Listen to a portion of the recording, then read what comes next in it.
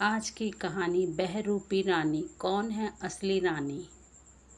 राजा जब अपने राज्य में भ्रमण कर रहा था, तब उसे गरीब बच्चों के साथ खेलते दिखाई दी कुसुम। कुसुम को देखते ही राजा उस पर मोहित हो गया। रंग रूप में कोई ऐसी बात नहीं थी। एक साधारण सी दिखने वाली लड़की थी, लेकिन उसकी सादगी और भोलेपन ने राजा को आकर्षित किया। खेलते समय कुसुम का पैर एक कांटों की झाड़ी में जा घुसा, जिससे उसके पंजे में कांटों और पत्थरों की रगड़ से खून निकलने लगा। चोट कुसुम को आई थी, लेकिन दर्द राजा को हुआ था। उसे कुसुम से प्रेम हो गया। कुसुम के माँ बाप का कोई पता नहीं था। जिस माँ ने उसे पाला था, वो भी इस दुनिया में नहीं रही। वो इस राज्य के गांव में उनके ही किसी दूर के भाई के यहाँ आ गई। उसे क्या पता था कि उसकी किस्मत उसे कहाँ ले जा रही है। राजा ने कुसुम को देखते ही विवाह का फैसला ले लिया। कई राज्य की राजकुमारी उनसे विवाह करने के लिए आतुर थी, लेकिन राजा का दिल आया तो कुसुम की मासूमियत पर। राजा ने विवाह का प्रस्ताव भिजवा दिया। कुसुम के संबंधी को विश्वास नहीं हुआ कि इस अभागन लड़की पर कैसे भगवान की कृपा हो गई। कुसुम ने विवाह के पूर्व राजा को एक पत्र लिखा। उसमें लिखा था कि हम आपको अभी राजा की तरह देखते हैं। विवाह के बाद आप हमें कुछ समय देंगे जानने के लिए तो अच्छा होगा। राजा और कुसुम का विवाह हो गया। कुसुम की जैसी मर्जी थी, राजा ने वैसा ही किया। कुसुम को समय दिया। राजा के विवाह की चर्चा अब हर राज्य में होने लगी। एक साधारण सी लड़की से राजा ने क्यों विवाह किया, यह सवाल सबके मन में था। जबकि राजा के लिए कई सुंदर रानी विवाह प्रस्ताव भेज चुकी थी। विवाह उत्सव हर दिन मनाया जा रहा था। गांव और पास के गांव के लोग रानी को देखने और तरह तरह के खेल तमाशे देखने आने लगे। करीब 25 दिन बाद रानी को थोड़ा चिंतित देख कर राजा ने कहा कि क्या हुआ, आप हमसे विवाह करके खुश नहीं हैं क्या? रानी ने कहा, ऐसा नहीं है, आपने तो मेरे भाग खोल दिए। क्या आप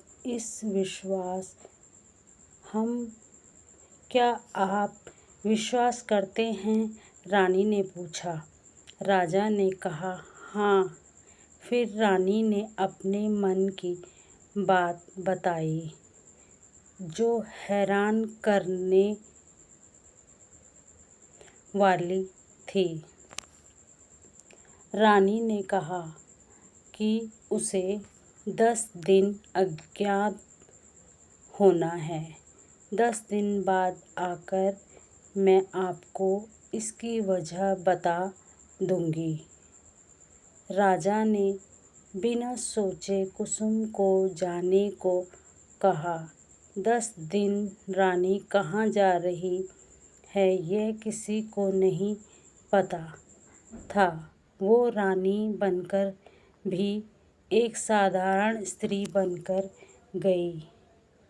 गई थी। 10 दिन बीत गए। राजा अपने दरबार में बैठा था और चेहरे पर हवाइयाँ उड़ी हुई हैं। उसके सामने रानी है, लेकिन एक नहीं बल्कि 2 हूबहू एक ही जैसी।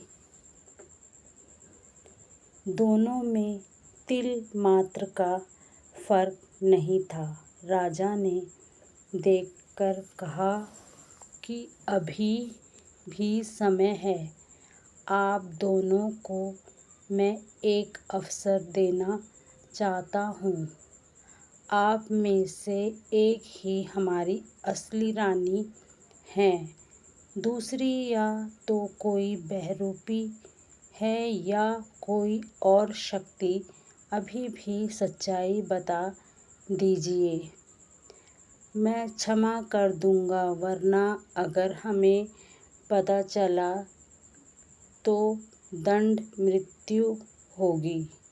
दोनों यही कह रही थी कि वो है असली रानी। पूछे गए सवालों का जवाब भी दोनों एक साथ बता रही थी। फिर राजा ने एक अंतिम प्रश्न पूछा कि बताओ, 10 दिन के लिए कहाँ गई थी? उनमें से एक रानी तो चुप रही। दूसरी ने कहा कि जैसा कि मैंने आपको बताया था कि इसकी वजह मैं आपको आकर बताऊंगी, तो मैं अपना वादा पूरा करती हूँ। मैं अनाथ थी, लेकिन जब से मुझे समझ आई है तब से मैंने यह ज़रूर सोचा कि काश मैं अपने माँ पिता से मिल पाती। मुझे कुछ गुप्त पत्र मिल रहे थे जिसमें मेरी माँ का पता था। अब जबकि मैं रानी बन गई, तब हर कोई मुझे अपनी पुत्री बनाना चाहेगा। इसलिए मैंने वहाँ जाकर उनसे भेंट की और सारी बात पूछ परख करने के बाद ही मैंने माना कि वो मेरी असली माँ है और मैं उन्हें अपने साथ यहाँ लाई हूँ। बस आपकी आज्ञा की प्रतीक्षा कर रही थी। रानी ने अपनी माँ को सबके सामने भरे दरबार में बुलाया। सब देखने के बाद राजा ने दूसरी रानी से पूछा कि तुम कुछ कहना चाहती हो? दूसरी रानी सर नीचे करके चुप रही। राजा ने कहा कि इस बहरूपी रानी को कारागृह में डाला जाए। तभी वहाँ खड़ी पहली रानी ने कहा कि महाराज, कारागृह नहीं, इसे मृत्यु दंड दें। इसने कोई छोटी गलती नहीं की। राजा ने कहा कि आप कहती हैं तो अवश्य इसे मृत्यु दंड मिलेगा। बस उसके समय की घोषणा हम कल भरे दरबार में करेंगे। इतना कहकर राजा ने आदेश दिया कि उसे कारागृह में डाल दिया जाए। रात्रि के वक्त राजा अकेले कारागृह गए और बंदी रानी से कहा कि मुझे असलियत पता है। कुसुम यह सुनकर हैरान रह गई और राजा की ओर देखने लगी। राजा ने अपनी बात फिर दोहराई कि मुझे पता है कि आप ही हमारी असली कुसुम हैं। रानी की आँखों से आंसू आने लगे। वो राजा को प्रेम भरी नज़रों से देखने लगी। राजा ने अपनी बात पूरी की। कहा कि बस मुझे इस बात ने परेशान किया है कि आपने वहाँ यह नहीं बताया कि आप 10 दिन कहाँ गई थी और वो दोनों, वो रानी और उसके साथ में जो आई उसकी माँ, वो कौन है? रानी ने उत्तर दिया कि इसका उत्तर मैं आपको नहीं दे सकती। मैंने किसी को वादा किया है। राजा के बार बार पूछने पर भी जब रानी नहीं मानी तो राजा ने कहा कि ठीक है, कल भरे दरबार में उन दोनों को मृत्युदंड दे दूंगा। तब रानी बोली, नहीं महाराज, ऐसा मत कीजिए। तब फिर रानी ने सच्चाई बताई। कहा कि वो मेरी माँ है। गुप्त पत्र मुझे आए थे तो मैं बताई जगह पर गई। वहाँ मैंने उनसे भेंट की। करीब 9 दिन मैंने उनसे बहुत बात की। उन्होंने आपके लिए पूछा। मैंने सब बता दिया। मैं अपनी माँ से पहली बार मिली थी, इसलिए मैंने उनसे सब कुछ कहा जो मैं कहना चाहती थी। राजा ने कहा कि आपने ऐसे कैसे मान लिया कि वो आपकी माँ है? उन पत्रों में उन्होंने सब लिखा था जो मेरी पालने वाली माँ ने मुझे बताया था। मैं उनसे कई सवाल करती थी कि कभी मेरी असली माँ मिल जाएगी तो मैं उन्हें कैसे पहचानूंगी। उन्होंने कहा कि जो तुम्हें यह बता दे कि तुम कहाँ छूट गई, किन वस्त्रों में थी, वही तुम्हारी माँ है। और उन्होंने उसका सही उत्तर दिया। मुझे इसमें कोई संदेह नहीं कि वो मेरी माँ है। फिर उन्होंने ऐसा कैसे होने दिया? राजा के इस प्रश्न का उत्तर रानी ने दिया कि मुझे लगता है यह भी उन्होंने विवश होकर किया है। वो दूसरी रानी मेरी जुड़वा बहन है। मैंने भी उसे अभी दरबार में देखा है। जब तक माँ सामने नहीं आई तब तक मुझे भी लगा कि वो कोई बहरूपी है, इसलिए मैंने अपना पक्ष रखा। लेकिन जब माँ सामने आई तब मैं समझ गई कि वो मेरी बहन है। मेरी माँ ने मुझसे वचन लिया था कि मैं उनके बारे में किसी से ना कहूँ। ना ही वो मेरे साथ आई। कहा कि अगली बार ज़रूर चलूँगी। अब मुझे समझ आया कि उन्होंने ऐसा क्यों किया। मेरी उसी बहन के दबाव में जैसे ही मैं रानी बनी, उसे लालच आया होगा और यह सब किया। मैं आपसे विनती करती हूँ, जो जैसा है उसे वैसा ही रहने दीजिए। मेरी माँ ने पहली बार मुझसे कुछ मांगा है। अब उसके लिए मुझे अपने प्राण भी देना पड़े तो मैं दूंगी। राजा यह सब बातें सुनकर उस समय वहाँ से चला गया। भरे भरे दरबार में फिर बंदी रानी खड़ी थी, साथ दूसरी रानी भी अच्छे वस्त्रों और आभूषणों में थी। माँ खड़ी थी लेकिन मुंह नीचे करके। राजा ने कहा, बहरूपी रानी को 3 दिन पश्चात सबके सामने मृत्यु दंड दिया जाएगा। इतना सुनकर माँ का दिल आखिर पिघल गया। भरे दरबार में जाकर उसने बंदी रानी को गले लगा लिया।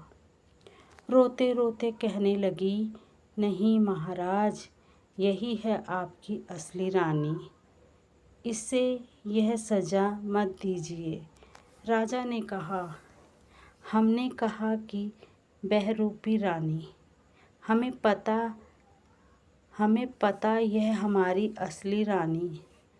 इतना कहकर राजा ने उस दूसरी रानी जुड़वा बहन को बंदी बनाने का आदेश दिया।